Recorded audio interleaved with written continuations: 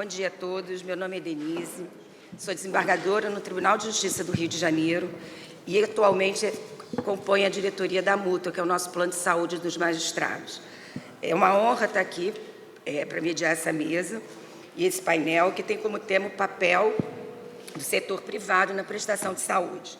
Compõe a mesa o ministro Antônio Saldanha, ministro do STJ, a doutora Daiane Nogueira de Lira, conselheira do CNJ do Brasil, doutor Alexandre Siciliano, membro titular da Academia Nacional de Medicina, e doutor Luciano Bandeira, presidente da Ordem dos Advogados do Brasil, seção do Rio de Janeiro.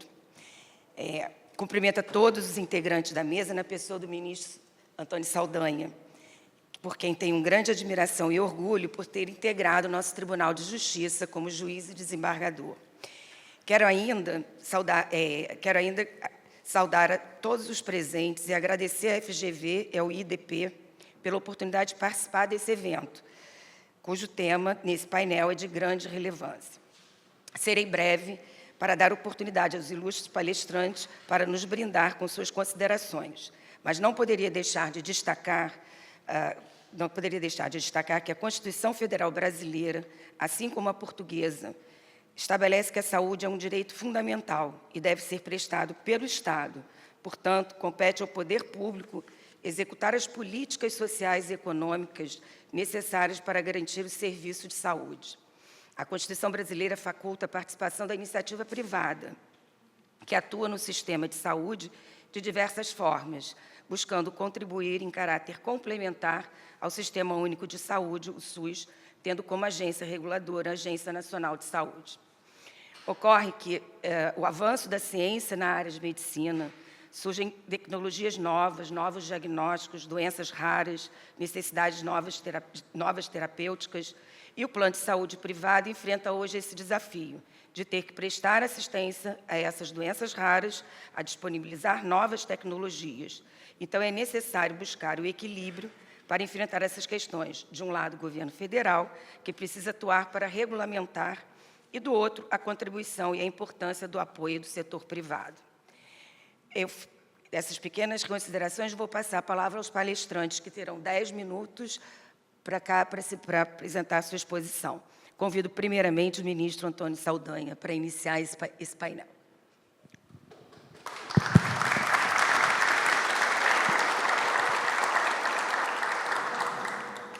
Bom dia a todos. Dispensar as nominatas, porque o tempo já é curto. Falar de saúde é sempre uma situação desafiadora pelo grau de complexidade que esse segmento nos apresenta. Nós temos, primeiro, a expectativa da população, que é uma expectativa da saúde integral, que é impossível de se prestar. Saúde integral, realmente, em nenhum lugar do mundo se consegue diante daquilo que o usuário pretende que lhe seja oferecido e a disponibilidade, tanto do setor público quanto do setor privado. Quer dizer, aquela divisão clássica, né? Saúde pública, saúde complementar, são os hospitais que prestam serviço agregados ao serviço da saúde pública, através de contratações e delegações, e a saúde suplementar, que é a saúde privada na sua essência.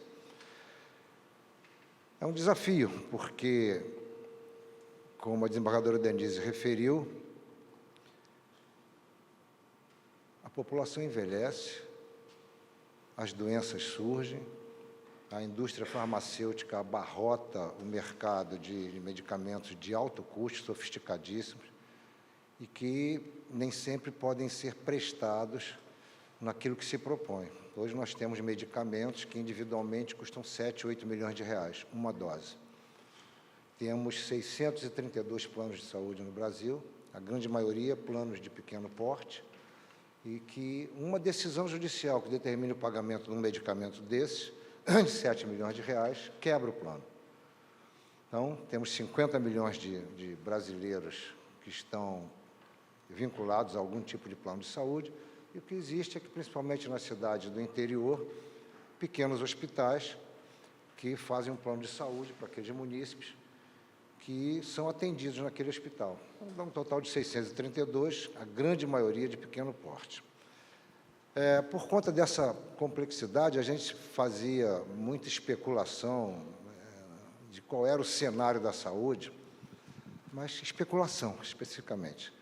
A Fundação Getúlio Vargas, através do seu centro de conhecimento, né, FGV Conhecimento, e especificamente do seu centro de saúde, que compõe um determinado núcleo da Fundação Getúlio Vargas, um núcleo de pesquisas, que é coordenado pelo ministro Salomão.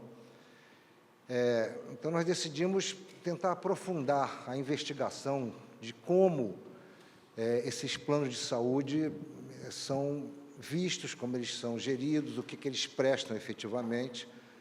E a gente só pode atacar um problema de uma forma consistente e efetiva se você conhecer. Então, para conhecer esse problema, nós fizemos uma pesquisa que foi liderada pelo Sidney Gonzalez, que está ali atrás, o nosso diretor, e foi encomendada ao professor Lavareda, que eu considero particularmente um dos maiores pesquisadores do Brasil, um homem de profundos conhecimentos e que conhece com detalhamento as técnicas de investigação através da pesquisa empírica. Muito bem. Essa pesquisa ela foi realizada através de um perfil de linhas de corte, em que a gente investigou através de sexo, a idade, dividido por faixa etária, o grau de instrução, fundamental, médio e superior, e renda familiar. A pesquisa ela foi abrangente, ela cobriu todo o território nacional, com percentuais diferenciados. Evidentemente que região sudeste e região nordeste tiveram a maior incidência de investigados. Agora, é importante referir aos senhores o seguinte, que essa pesquisa é muito densa e muito grande. Ela tem mais de 100 laudas, porque a cada um dos itens que a gente vai abordar, ele está detalhado dentro desse perfil de sexo, idade, instrução, renda familiar. O detalhamento é muito sofisticado. Então, a gente fez uma síntese bastante apertada, bastante restrita, para dar simplesmente uma abordagem mais abrangente daquilo que a gente investigou. A pesquisa estará à disposição de todos, na sua inteireza. E o que a gente verificou? Vocês vão ver que tem alguns dados que nos causam surpresas aqui, né? Perfil dos entrevistados, qual tipo de serviço de saúde que eles utilizam, né? Serviços públicos de saúde, 66%, planos de saúde, 23%, e serviços privados, sem qualquer plano, pessoas que procuram seus médicos quando têm alguma comorbidade. Posse do plano de saúde, 30% tem plano de saúde, 28% já teve e não tem mais, e 41% nunca teve.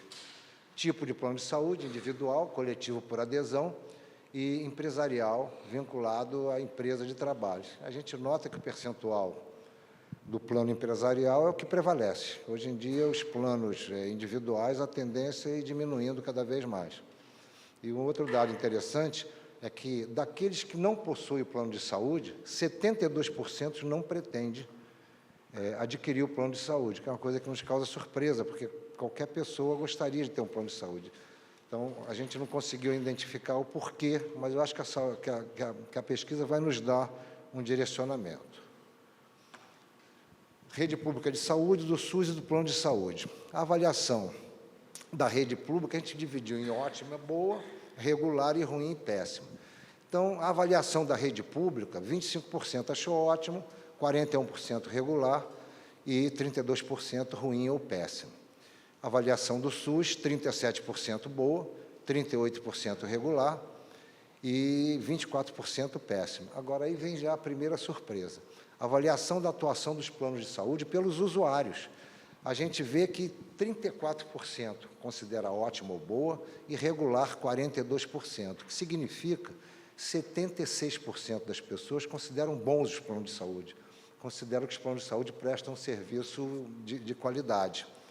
Quer dizer, a gente vê o saldo, que é o saldo de uma aritmética que é realizada pelos pesquisadores, e a gente vê que tanto a saúde pública, que tem menos 7, que é um saldo negativo, a avaliação do SUS, mais 13, é um saldo positivo, mas dos planos de saúde, mais 17. Quer dizer, uma positividade que, para mim, foi uma surpresa. Eu julguei que a imagem fosse ser bem mais acanhada do que aquilo que a pesquisa demonstrou. As pessoas gostam dos seus planos.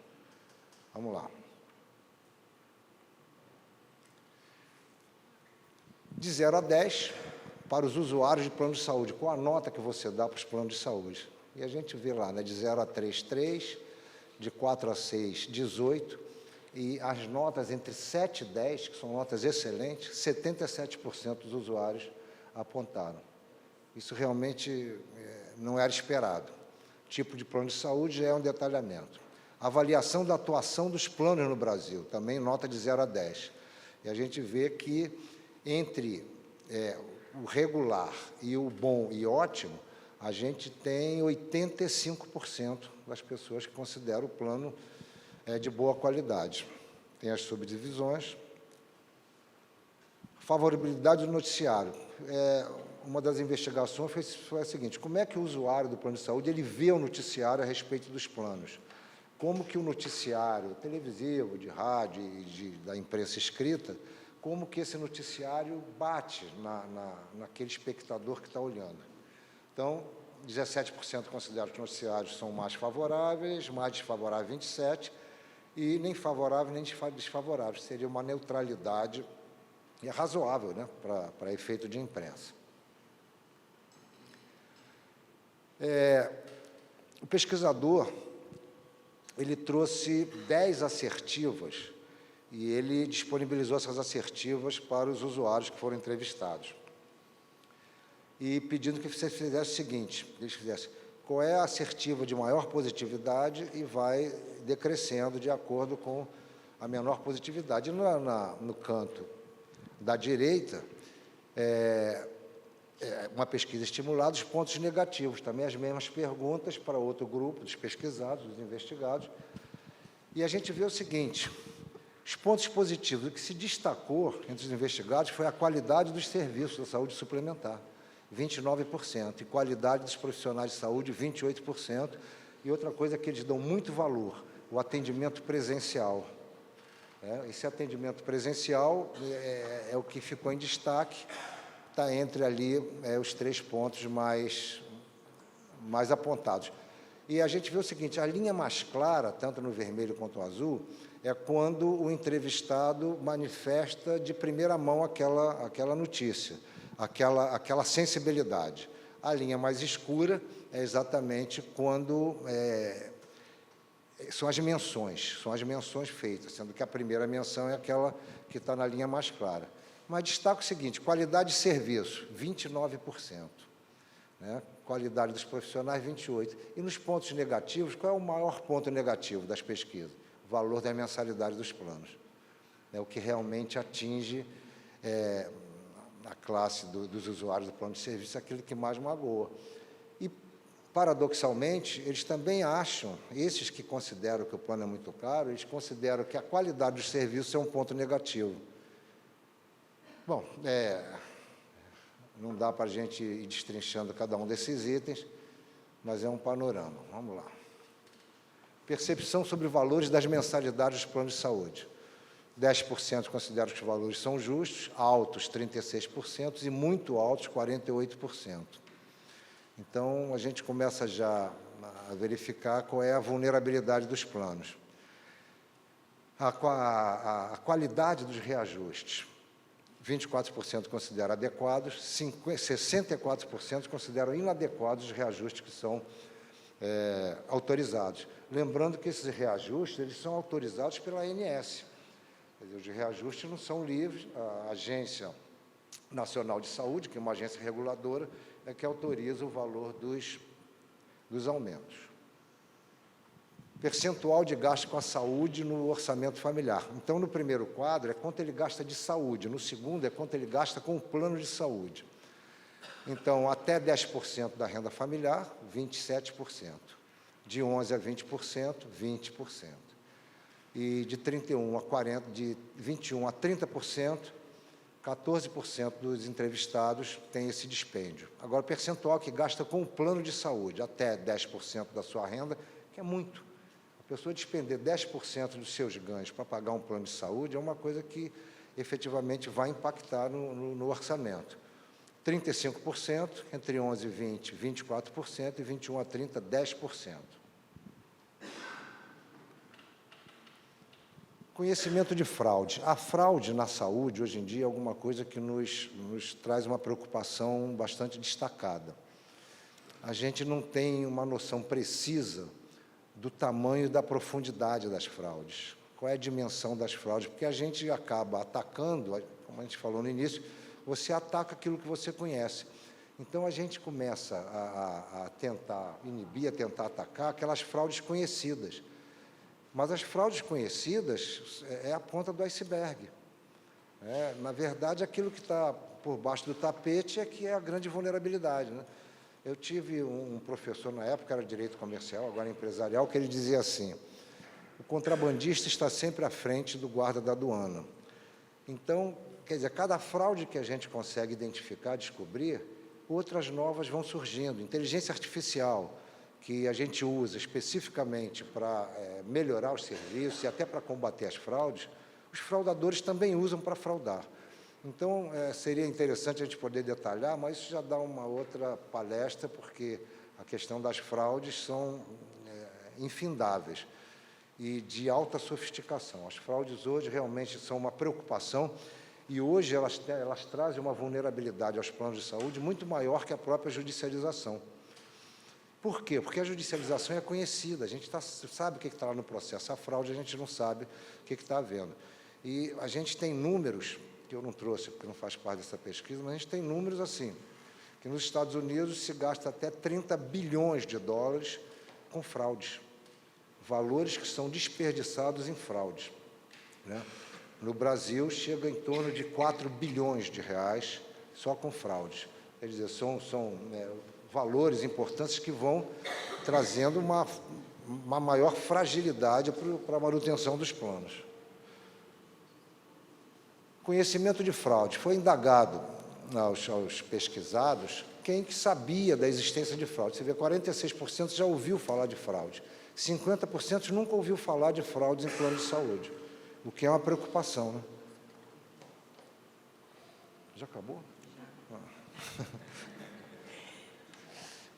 Conhecimento, vou acelerar, está bem curtinho aqui. Conhecimento sobre entidades ligadas ao setor de saúde.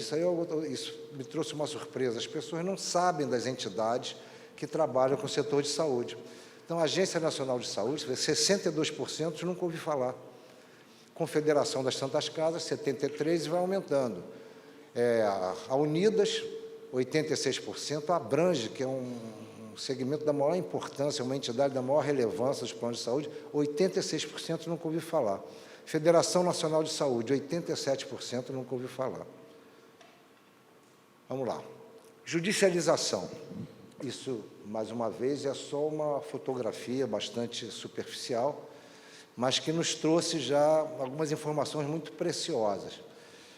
Conhecimento deste termo, judicialização da saúde. 78% não conhece, não sabe nem do que se trata. 28% sabe do que se trata. E quais são os fatores, né? A identificação de fatores para o aumento da judicialização. Esse é um ponto bastante relevante, que é um ponto que os planos têm que trabalhar. Falta de clareza das cláusulas contratuais. Então, isso implica em quê? Em um melhor preparo para os corretores. Os corretores têm que ser mais preparados para, na hora da contratação, poder trazer uma informação mais precisa, informação plena, como o Código do Consumidor determina, para o usuário. O usuário contrata e não sabe. Então, ele pensa que tem direito a um quarto particular, mas no plano ele tem direito a uma enfermaria. Isso é uma coisa que causa um constrangimento. Planos de saúde mais focados no lucro do que no bem-estar. Quer dizer, isso são fatores identificados pelos usuários, tá? Usuários que não se informam previamente sobre o que está previsto nos planos. Aí vai, descumprimento dos contratos e outras coisas. Está acabando. Acionamento da justiça. Mais um ponto de surpresa, que a gente vê assim, a judicialização é uma coisa enorme, né? Não é. É uma coisa extremamente de maior vulnerabilidade, que permeia todo o segmento. Não é. a gente vê que, de todos os usuários, apenas 6% acionou já a Justiça para obter algum tipo de prestação jurisdicional. Conhece alguém que já acionou 26%, mas 6% é insignificante em termos quantitativos. Só que são 6% que os valores que são buscados ou que são determinados nas decisões judiciais são de muita expressão, de muita expressividade. Então, é um grupo pequeno, mas muito barulhento, né? E qual o assunto sobre qual a Justiça foi acionada? Negativa de cobertura, suspensão à mudança de contrato, questões relacionadas aos reajustes, então, aos percentuais, acionamento da Justiça, qual o assunto daqueles que acionaram, né? Qual o assunto que teve uma expressão maior no pedido judicial? Negativa de cobertura, suspensão à mudança do contrato, questões relacionadas à mudança da mensalidade. Mas vê que a negativa de cobertura se destaca. E tipo de suspensão à mudança de contrato, cirurgia, medicamento, internação, a cirurgia na ponta com mais de 50%. Tipo de suspensão à mudança de contrato, mudança das cláusulas, cancelamento do plano e cancelamento do plano por inadimplência. Vamos lá. Fizemos uma pesquisa no Superior Tribunal de Justiça dos anos de 2019, tem aqui em algum lugar, a 2024. E nós verificamos 41 decisões nesse período, em sede de recurso especial e de recurso especial repetitivo. A gente vê que 80% favorável e 7% com provimento parcial. Então, temos 87% de sucesso para aqueles usuários que buscam a Justiça. Aí traz a preocupação, porque são 87% dos 6% que acionam, mas que os valores que são demandados são de muita expressão. Embaixo eu trago o detalhamento do tipo de questionamento, do tipo de provimento, fundamentos utilizados para que a decisão fosse favorável ou parcialmente favorável ao usuário. E a gente vê aqui princípios constitucionais, destaque para a dignidade da pessoa humana, aquilo que está contido nos acordos, né? Que o tratamento não consta do rol da ANS, mas o usuário tem direito. E aí já traz uma preocupação, porque se não consta do rol, como é que o usuário tem direito? Mas isso é o sentimento que o magistrado que está decidindo tem. Não consta do rol, mas ele tem direito à obtenção desse benefício. E aí tem um detalhamento mais profundo, mas que eu não posso me alongar, senão a minha coordenadora vai puxar minha orelha aqui. E eu encerro por aqui, e a pesquisa vai ficar à disposição dos senhores, lembrando que a densidade, a profundidade do que está contido na pesquisa é um instrumento excelente para a gente poder direcionar as nossas ações. Muito obrigado a todos.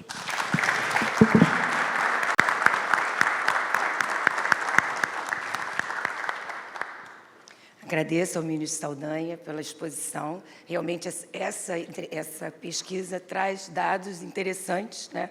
E que eu não tinha nem ideia de que 6% só de judicialização. Eu tinha noção que seria mais. Mas, de qualquer forma, eu quero agradecer esses dados trazidos pelo ministro. Eu vou passar a palavra agora à doutora Daiane Nogueira Lira, que vai também apresentar a sua exposição.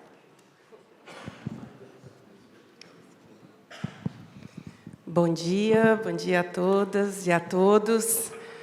Coisa boa, né? A gente começar uma sexta-feira falando sobre saúde, então, saúde para todos nós. Eu queria agradecer primeiramente nossa presidente de mesa, a desembargadora Denise Nicole. E aqui, desembargadora, vejo os nossos amigos do Rio de Janeiro. Vou falar um pouquinho do Rio de Janeiro, porque eu acho que o Rio de Janeiro foi o estado que, na minha opinião, trouxe e criou realmente a verdadeira ferramenta de transformação da judicialização da saúde. Cumprimento aqui todos os desembargadores do Rio de Janeiro, Tribunal de Justiça, no nome da nossa presidente da Maerj, doutora Eunice. Cumprimento meu querido ministro Antônio Saldanha, que, além de ter sido um desses, vamos dizer, pioneiros dos estudos da saúde no Rio de Janeiro, também tenho a honra e a felicidade de tê-lo também como integrante do FONAJUS, lá no âmbito do CNJ. Não é? Inclusive, falando em CNJ, então, cumprimento aqui nosso conselheiro de sempre, desembargador Mauro Vieira, meus queridos parceiros de mesa, que cumprimento todos vocês também. Ministro Saldanha, a gente tem muita coisa para falar sobre saúde e acho que exatamente por isso a gente tem sido chamado para falar tanto sobre saúde nesses últimos tempos. Eu tive a felicidade de ter sido designada pelo ministro Roberto Barroso, presidente do CNJ, para supervisionar o FONAJUS. E aí eu acrescento mais uma sopinha de letras nas entidades em que a população não conhece. E para quem, eventualmente, aqui também não conhece o que é o FONAJUS, o FONAJUS ele foi criado pelo CNJ em 2010, como Fórum Nacional do Judiciário para a Saúde, depois das audiências públicas que o STF realizou sobre a judicialização da saúde pública e entendeu que se fazia necessário a criação de um fórum que integrasse, não é, por meio de diálogo, de cooperação, para formular políticas públicas voltadas para as demandas judiciais de saúde, integrando o sistema de justiça e o setor de saúde. Não é? Então, é um fórum de interlocução e de diálogo em que participam entidades do sistema de justiça, né? A gente está aqui com o conselheiro Gustavo Badaró, né? Ordem dos Advogados do Brasil, Defensoria Pública, Ministério Público, mas também, não é, representantes do setor de saúde, que, pela primeira vez, ministro Saldanha, o setor de saúde passou a ter, não é, uma representação no FONAJUS. Nosso querido aqui presidente da CN Saúde, né, doutor Breno Monteiro, o ministro Barroso concordou com a integração da CN Saúde no Fórum da Saúde, né, no FONAJUS, para agregar aquelas representações que já vinham com a ANS, a própria Agência Nacional, Conselho Federal de Medicina, Anvisa, Ministério da Saúde. Então, é um fórum que agrega a magistratura, o Poder Judiciário, as demais funções essenciais à Justiça e também o setor de saúde, tudo em prol de quê? Qual o objetivo desse FONAJUS, que foi criado pelo ministro Gilmar Mendes, quando então presidente. Ministro Gilmar Mendes foi o presidente do Supremo, que realizou as audiências públicas da saúde e, como presidente do CNJ, criou o FONAJUS em 2010, para o quê? Para que o fórum pudesse auxiliar a magistratura nacional, buscando o quê? Uma maior racionalização, não é, da judicialização da saúde, por meio de políticas públicas, de monitoramento dessa judicialização e proposição de medidas concretas. A gente tem que concordar que decidir sobre direito à saúde não é nada fácil, não é? Quando o magistrado ele decide sobre direito à saúde, muitas vezes, embora ele esteja diante de um caso concreto, de uma ação individual, essa demanda nunca é apenas para aquele caso concreto, não é sobre uma decisão apenas de uma pessoa, não é? Por quê? Porque é o momento que se decide sobre aquele processo, sobre a vida e a saúde daquela pessoa, uma questão muito sensível para os magistrados, e para a população em geral, gente, não tem bem da vida maior do que a saúde, mas essa decisão judicial, ela vai ter sempre impacto sobre os sistemas. Ela vai se tratar de uma pessoa, mas, ao mesmo tempo, ela está falando de fila, de UTI, ela está falando de destinação de verbas públicas de uma política pública para outra, ela está falando de reajuste de mensalidades nos casos da saúde suplementar, não é? Então, essa judicialização, ela sempre vai impactar o sistema e a gente não pode deixar de pensar na sustentabilidade do nosso sistema de saúde. E quando eu falo em sistema de saúde, eu estou falando do sistema complementar que existe entre saúde pública e saúde suplementar. Eu não gosto de lidar com esses temas de formas isoladamente, com esses sistemas de forma isoladamente. A nossa Constituição de 88, quando assegurou o direito à saúde, não é, a todos, um direito universal e um dever do Estado, ela montou um sistema complexo, a gente tem que reconhecer, não é? O nosso SUS, mas o SUS também é complementado pela saúde suplementar. E isso faz com que haja necessidade de integração entre esses sistemas, de forma que, sempre que uma decisão, problemas, omissões ou excessos no âmbito da saúde suplementar, vai impactar o SUS e vice-versa. O SUS, as políticas de saúde, também impactam na saúde suplementar. Então, a gente precisa começar também a desenhar os modelos, inclusive de acompanhamento, de monitoramento das ações em saúde, pensando nesse sistema complementar, não é? Porque quando a gente fala, o ministro Saldanha falou dos números da judicialização da saúde. O Poder Judiciário sempre teve um papel relevantíssimo na concretização do direito à saúde. O Estado do Rio de Janeiro, aqui, como eu disse para vocês, o Estado do Rio de Janeiro foi um pioneiro na questão das ações judiciais em saúde com relação aos tratamentos do HIV. E foi a partir das ações judiciais de saúde que o Ministério da Saúde desenvolveu esse programa, não é, pioneiro no mundo de tratamento do HIV, a partir de uma política realizada no Estado do Rio de Janeiro. O problema não é a judicialização em si. O Poder Judiciário é aquele que vai, sim, se houver falhas, omissões, concretizar o direito à saúde, não é, por meio de decisões judiciais, quando elas são necessárias. O problema é o excesso, ministro Saldanha. O problema é o excesso, porque aí, quando a gente tem um excesso de judicialização, esse excesso de judicialização ele vai impactar a sustentabilidade do sistema de saúde e a sustentabilidade do Poder Judiciário, não é? E a gente não pode fechar os olhos para esses números. Eu trouxe aqui só alguns números para a gente exemplificar. Nós temos, hoje, em 2023, na verdade é o seguinte, entre 2020 e o final do ano de 2023, foram ajuizadas mais de 1.800.000 processos judiciais envolvendo o direito à saúde, não é? Desses 1.800.000, 1.200.000 em demandas de saúde pública e 669.000 em ações de saúde suplementar.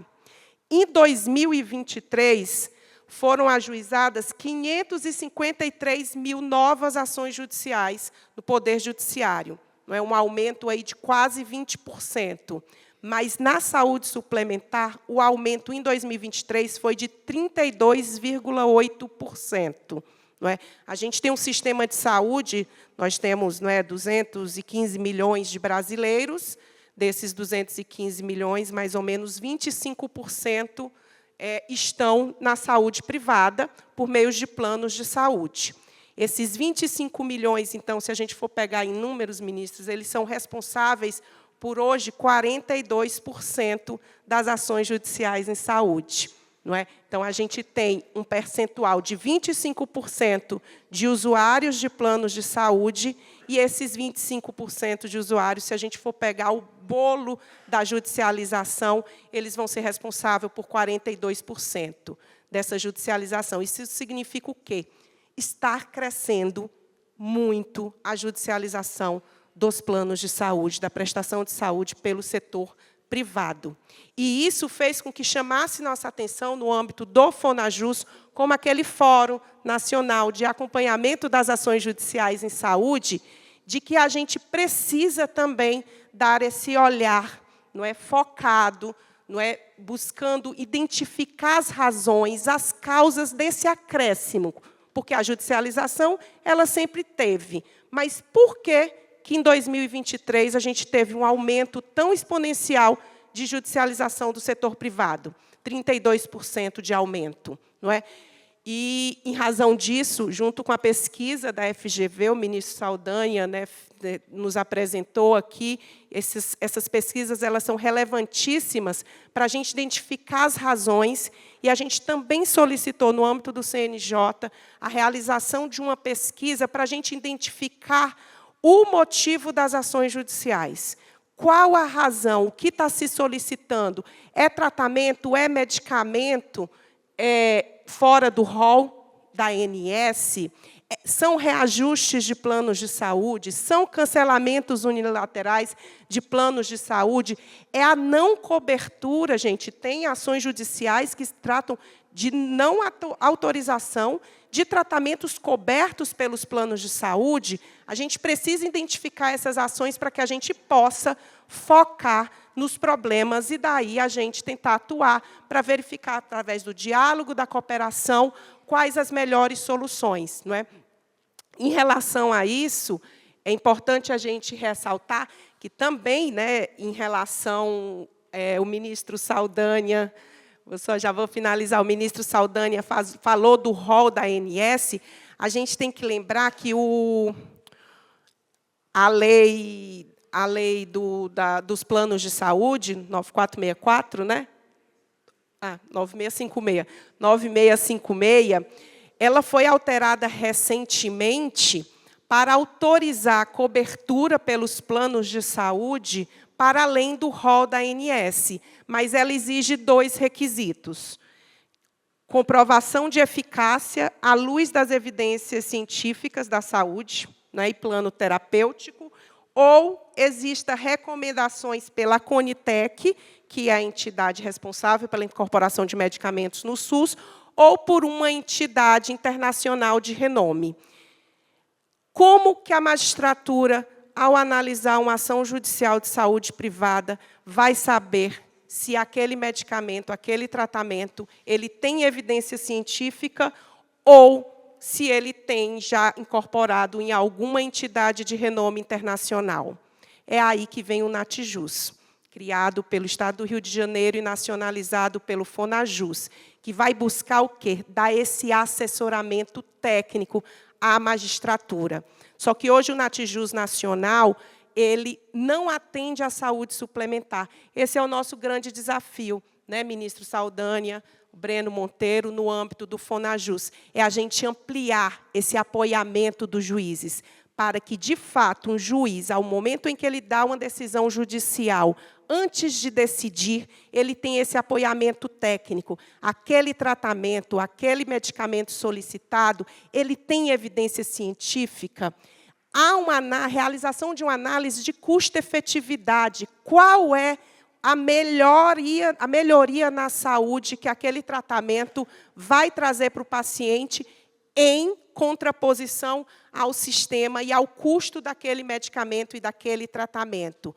O juiz, ele vai se sentir mais seguro, não é, a partir dessas informações, para que daí sim ele possa, de fato, garantir o direito à saúde àquele jurisdicionado que buscou se socorrer do judiciário e, a partir dessas informações técnicas, proferir a melhor decisão, a mais racional, a que melhor equilibra, traz o equilíbrio desses princípios, né, tão complexos, mas também tão sensíveis, como o direito à saúde e também a sustentabilidade dos nossos sistemas. Então, né, colocando aqui para vocês, a plateia, já que estamos falando de saúde privada, este é o nosso grande desafio no âmbito do Fonajus, por isso que a gente tem dialogado muito com o setor e também com a ANS, para que a gente possa, né, garantir aos magistrados de todo o Brasil, não é, essa racionalização e esse apoiamento técnico necessário para proferir as melhores decisões.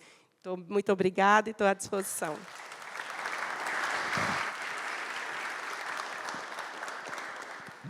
Obrigada, doutora Daiane. Realmente, eu, como magistrada, a maior dificuldade que eu vejo é a urgência, às vezes, que você tem numa liminar e como buscar esse apoio numa decisão que em 24 horas nós temos que dar, independente desse apoio todo. Isso é uma situação que realmente todos nós, magistrados, temos sentido ao longo dessas tecnologias novas, o rol, e é uma dificuldade muito grande. Eu espero que o Fonajus consiga realmente trazer para a gente em tempo razoável, para que a gente possa decidir com mais certeza, né, esses casos.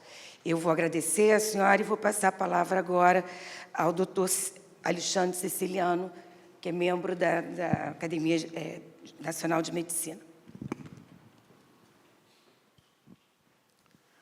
Obrigado, doutora Denise. Bom dia a todos. Uma honra e um privilégio para mim estar aqui Queria agradecer ao IDP e à FGV, em nome de quem faço, o Dr. Sidney Gonzalez, pelo convite honroso.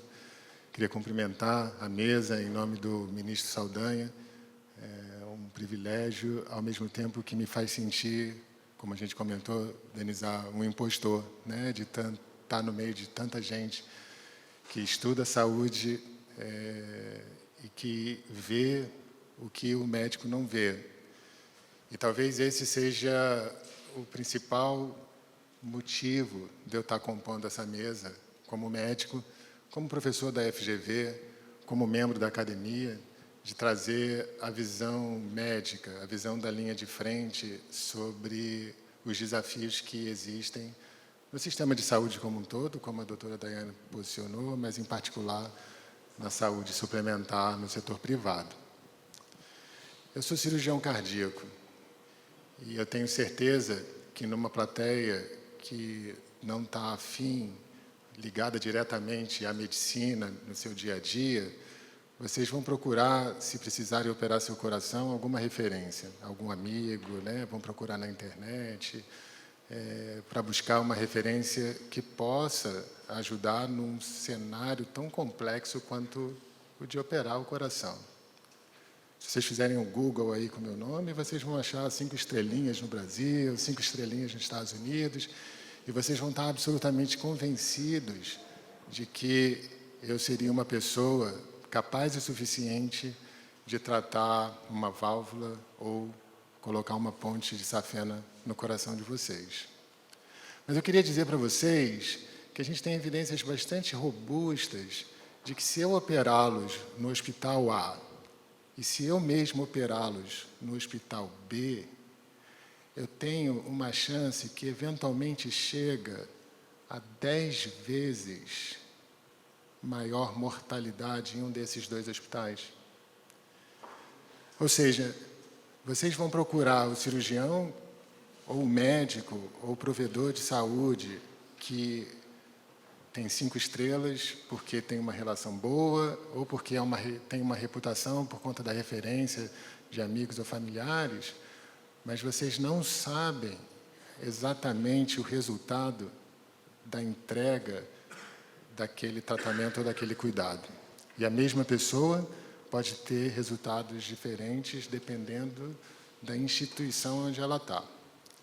E esse é um modelo que a gente tem do sistema de saúde, particularmente da saúde suplementar no Brasil. Quais são os atributos que fazem vocês comprarem o plano A ou o plano B? O ministro Saldanha mostrou aqui que a maior parte das pessoas não sabe o que está comprando, não sabe qual é o acesso que tem.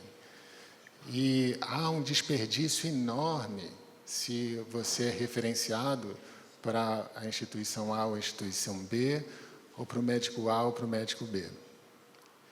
E é nesse sentido que, ao longo da minha carreira médica, esse desconforto foi se manifestando e a necessidade de estudar foi sendo impulsionada para entender um pouco melhor sobre gestão de sistemas de saúde. E essa formação ela foi buscada para tentar ajudar a construção de sistemas de saúde, seja público, seja no privado, particularmente no Brasil. Nesse caminho, né, a gente tem os principais desafios que todo sistema de saúde enfrenta em qualquer lugar do mundo, que passa pelo custo, que em geral são ascendentes, é o que a gente está discutindo aqui, que passa pela qualidade, que é o que eu posicionei vocês no início, né, quais são os atributos de qualidade que a gente tem. Se vocês quiserem comprar um carro, vocês vão saber escolher o carro de vocês de acordo com o tamanho da família, né? Se vai ser um SUV ou se vai ser um carro esporte, a dirigibilidade, se ele é elétrico, ou se a quantidade de combustível que ele gasta é maior ou menor. Obviamente, o preço do carro para esses atributos vai fazer parte da sua decisão final. Mas isso não está muito claro na saúde. Quais são os atributos de qualidade que você quer comprar, que você quer contratualizar com o plano de saúde? E nesses atributos, eu penso que eles não são muito diferentes do Código de Ética Médica. Se a gente considerar Hipócrates, 400 anos depois de Cristo, ele não mudou. Todos nós, desde 1500, fazemos o juramento quando nos formamos médicos da mesma forma. O primeiro princípio é o da não maleficência, e eu enxergo isso como segurança. Então, eu quero comprar a saúde para ser seguro, esse é o meu principal valor. Eu não quero que eu vá para um hospital e caia, que eu receba um remédio errado, ou que eu morra de alguma causa evitável. 30 mil pessoas morrem por ano no Brasil por uma causa médica evitável. Isso é a terceira maior causa de morte no país, se fosse computada como tal. Isso não é diferente em nenhum outro lugar do mundo. O segundo atributo é a beneficência, né? Assim, eu tenho que fazer bem para aquele indivíduo. Eu acho que tanto o ministro Saldanha como a doutora Daiane se posicionaram dessa forma. A gente deve usar a ciência, linkar a ciência com o ato médico. Então, deve haver uma correlação entre o que eu ofereço e o que está absolutamente definido dentro da ciência, que faz bem ou faz mal. E se eu pegar, estudos mostram no Brasil e fora que coisas simples como insuficiência cardíaca ou diabetes, quase 50% das pessoas que têm acesso, elas não recebem a ciência em termos de medicação ou de cuidado necessário. Mesmo tendo acesso, elas não recebem o adequado, o minimamente apropriado. O terceiro atributo que eu acho, dentro da qualidade que vocês querem comprar, que eu gostaria de comprar se eu estivesse escolhendo um plano de saúde, ele passa por esse que a gente considera como ética médica, né? Que é a autonomia, né? Eu gostaria de ter a autonomia do paciente. Eu gostaria de participar do meu cuidado. Eu gostaria de definir se eu quero ser entubado, se eu quero receber dispositivo A ou B, ou se eu estou disposto a fazer parte de uma pesquisa. E o último atributo que eu gostaria de falar, ele não é comprado, mas eu acho que faz parte da função do médico, que é a justiça. Eu acho que eu estou aqui no meio das pessoas que pensam, refletem, estudam, se comprometem com ela. E a justiça na área médica eu enxergo dois grandes atributos. O primeiro é o acesso ao sistema, né? E que no Brasil, seja na saúde suplementar, que dá acesso a 50 milhões apenas dos 215 milhões de brasileiros, seja na saúde pública, que tem filas de espera e tempo, ele é um atributo que eu gostaria de comprar também, o timing, para se as coisas serem oferecidas, ela é absolutamente fundamental na saúde. Então, justiça, ela passa por acesso e ela passa pela escolha do indivíduo.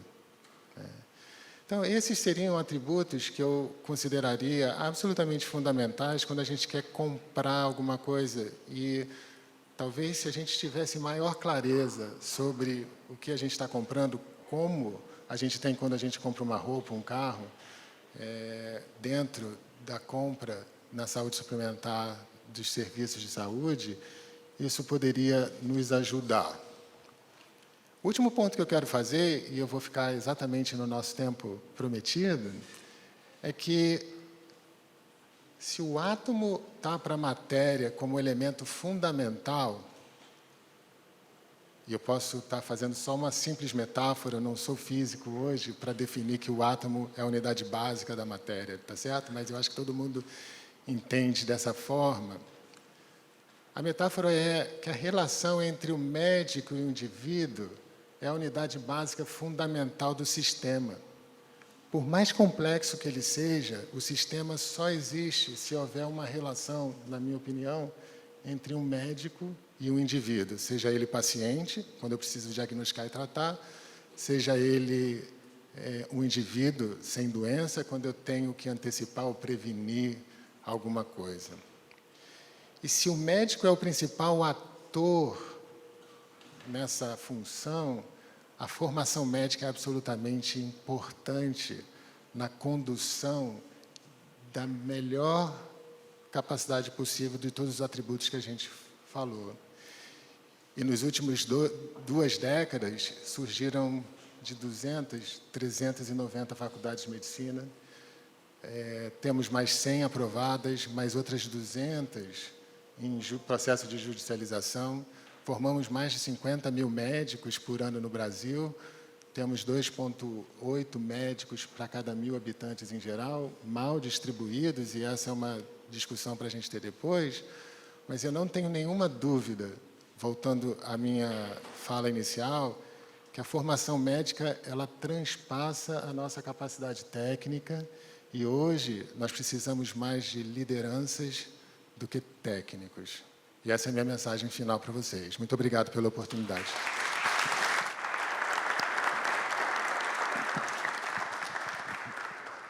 Obrigada, doutor Alexandre. Eu fico, às vezes, pensando nas ações judiciais, porque, muitas vezes, a relação médico-paciente é que faz com que as ações sejam ajuizadas. Isso é realmente muito importante, que os médicos também tenham a sua responsabilidade nessa situação, porque, muitas vezes, a gente recebe vários pedidos de médicos que a gente não sabe nem se realmente é o que é necessário realmente para aquele paciente. Então, essa responsabilidade médica, essa formação médica, realmente, para ajudar na judicialização, é muito importante. Tá? Eu agradeço muito a colocação. Eu vou passar, então, a palavra para o doutor Luciano Bandeira, que vai nos brindar com as suas considerações. Com a palavra.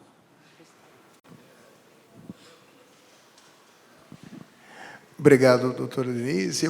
Primeiro, o tempo é curto, para ganhar tempo, eu cumprimento todas as autoridades já mencionadas, cumprimento toda a mesa na pessoa do ministro Antônio Saldanha Palheiros, e quero dar bom dia a todos e todas aqui presentes, e já entrando aqui no tema que me cabe, é um tema que é muito interessante, porque eu acho que nesse tema a gente consegue reunir todas as questões relativas ao plano de saúde, desde cobertura, limitação de tratamento, rol taxativo, todas as questões estão envolvidas aqui, que é a do TEA, o transtorno de espectro autista, que está tão em voga, que foi tão discutido e vem sendo debatido nos últimos anos.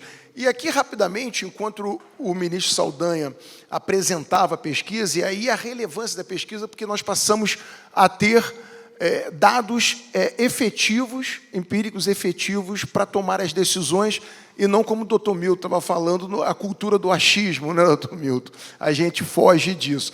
Mas vocês vejam só, se são 6%, 25% estão em plano de saúde, 6% apenas, ministro Saldanha, que judicializam, mas 6% significam 3 milhões de processos. Não simultaneamente, mas nesse período, 3 milhões de demandas judiciais. E do número de 70% de pessoas que acham o plano de saúde bom, 30% não. São 18 milhões de pessoas que acham que o plano de saúde não é bom, na realidade brasileira. 30% tem plano de saúde. 28% já teve e não tem mais. Mas, com certeza, gostaria de continuar tendo para que pudessem ser 58% de pessoas com plano de saúde. Mas, vamos lá. O TEA é um diagnóstico, é algo que, como na medicina, a evolução é muito grande. Em 1943, nós temos o diagnóstico do transtorno do espectro autista. E, a partir disso, foi evoluindo nesse diagnóstico e nas formas de tratamento, chegando ao ABA, que é uma forma de tratamento mais amplo, mas que demanda uma intensidade muito grande no acompanhamento, um acompanhamento permanente de quem padece desse transtorno. E um dado específico, que eu acredito que seja importante, do Censo Escolar Brasileiro, que de 2017 a 2021 nós tivemos 280% do número de estudantes diagnosticados com TEA nas escolas brasileiras, tanto privadas como públicas, não é? E isso daria, segundo os dados da Organização Mundial de Saúde, 2 milhões de indivíduos diagnosticados com o TEA no nosso país. Só que o Center for Disease Control and Prevention dos Estados Unidos, ele apurou de forma um pouco mais precisa que até em 1995, nós já tínhamos pulado de uma criança para 10 mil com TEA para o número de 1 a cada 1000, e esse número foi crescendo no diagnóstico até que nós chegamos agora, em 2022, há 2 anos atrás, com o diagnóstico de 1 a cada 44 crianças com diagnóstico do transtorno do espectro autista, o que leva a crer que nós teríamos, no nosso país, em torno de 4 milhões de pessoas com esse diagnóstico. Por que eu coloquei esses números? Para que a gente tenha a compreensão da importância da relação cobertura, sustentabilidade do sistema de saúde complementar, mas também questões muito relativas à regulação. Não é? O tema do TEA ele teve num debate muito forte, inclusive com decisões do Superior Tribunal de Justiça, o tema do rol taxativo. Depois nós tivemos legislação do Congresso Nacional provocada em decorrência da própria decisão do Superior Tribunal de Justiça para tentar solucionar a relação da cobertura dos planos de saúde para o TEA. Agora, o que é mais importante que a gente observa? A regulação, apesar dela conseguir determinar a cobertura, botar a inclusão ou não dos tratamentos, a regulação no nosso país, infelizmente, ela não consegue ter efetividade. Ela não consegue ser um instrumento de efetivamente, não só regulação faz, mas não consegue ser um instrumento de efetividade no cumprimento dessa regulação, o que gera aí 3 milhões de processos judiciais tratando desses temas de plano de saúde. E mais, com 4 milhões de pessoas com cobertura de plano de saúde para tratamento num aspecto muito amplo desse tipo de diagnóstico, nós temos, e contínuo, permanente e contínuo, nós temos o grande conflito de preço, de valor, de quanto custa o plano e qual é a capacidade desse sistema de saúde complementar de custear esses tratamentos, e aqui eu trato especificamente disso, mas pode ser ampliado para outros tipos de doenças, de diagnósticos também. E aí nós voltamos para a questão ali da pesquisa, que foi muito importante, dos 30% que têm plano de saúde e dos 28% que já tiveram, mas não tem mais. Não tem mais por quê? Provavelmente, a pesquisa não foi tão específica com isso, mas é provável se concluir que esses 28% que já não têm mais plano, eles certamente não tiveram a capacidade de custear, de pagar, de sustentar o acréscimo, a subida do preço dos planos de saúde. E aí, por que esse problema, esse aumento tão drástico dos preços, do custeio dos planos de saúde, acontece? Primeiro, e aí a pesquisa mostra também, não é? O desconhecimento do que você está contratando. Então, a ausência do interesse, a ausência da informação do que está sendo contratado.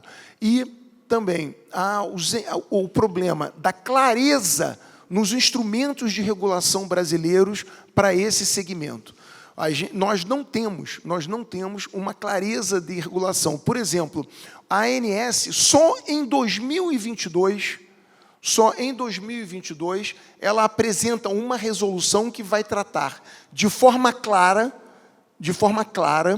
o que se considera do tratamento adequado e o que se considera de cobertura para esse diagnóstico do espectro autista. Então, a gente tem um retardamento muito grande no tratamento e, antes disso, o que estava acontecendo? A judicialização Quem resolvia o que tinha cobertura, quem resolvia o que era adequado ou não, era o judiciário, exclusivamente. Continua resolvendo, mas antes não tinha essa regulação, que é onde deveria estar solucionado. E aí você coloca a situação do magistrado que recebe uma ação e diz o seguinte: essa criança, para ter um desenvolvimento, ela precisa ter um amplo rol de tratamento, sem limitação, e aqui tem um dado interessante, que se recomenda em torno de 40 horas semanais de terapia para uma criança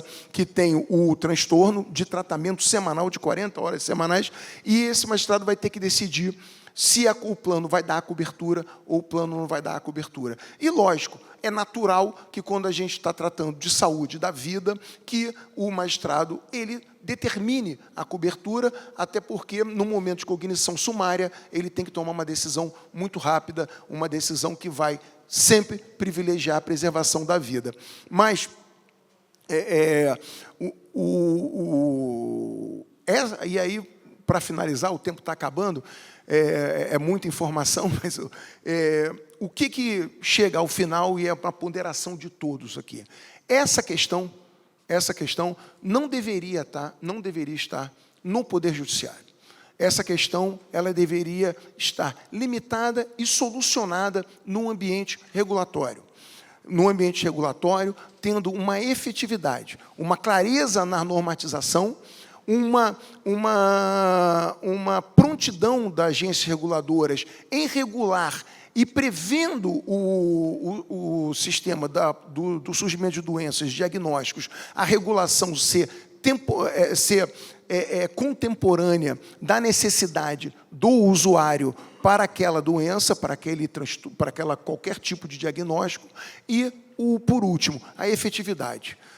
Essa quantidade de processos judiciais demonstram que nós, no Brasil, falhamos na efetividade da regulação, e isso deságua integralmente no Poder Judiciário, e a gente não consegue avançar em discutir o que realmente importa, que são sistemas de sustentabilidade e dos sistemas de saúde complementar, e, por exemplo, que a gente poderia discutir da coparticipação, que talvez ajudasse a reduzir o custo mensal, permitindo que esses 28% voltassem para a cobertura dos planos de saúde, mas também tendo a responsabilidade do usuário no momento que ele vai utilizar o seu plano, não onerando toda a coletividade. Era isso. Obrigado.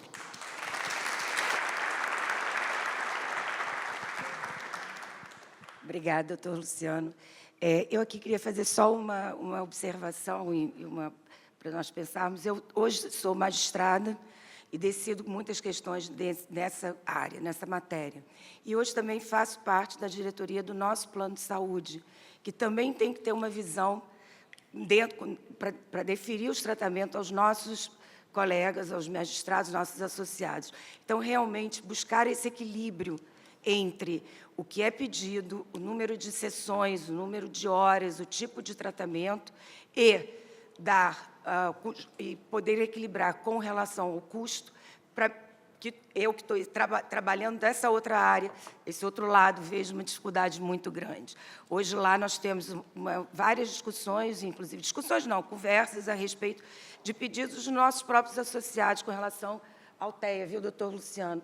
Na realidade, nós temos também lá essa questão e debatemos muito. E o desembargador Ricardo Couto, que está aqui presente, que é o nosso presidente da Mútua, ele tem feito reuniões quase que semanais com pessoas do plano de saúde e também da área médica, doutor Alexandre, que também é muito importante a responsabilidade na quantidade de horas, naquilo que ele está determinando, porque nós, magistrados, outro lado, nós sempre acreditamos e defendemos que quem tem a capacidade de indicar o tipo de tratamento, o número de horas, o método, é o médico assistente. Então, muitas vezes, o plano de saúde que tem essa auditoria se vê preso porque o médico assistente pede, o magistrado acaba passando por cima do próprio às vezes, pensamento, porque o médico assistente realmente diagnosticou e determinou o número a forma de tratamento. Quero fazer só esses comentários, porque hoje em dia eu me vejo nesse lado, dos dois lados, do papel nos dois lados. E vou encerrar o nosso painel. Quero agradecer a todos que estão aqui presentes, pelo tempo que ficaram conosco aqui, pelo tipo de contribuição de todos os palestrantes, e agradeço a participação de todos. E está encerrada a palestra.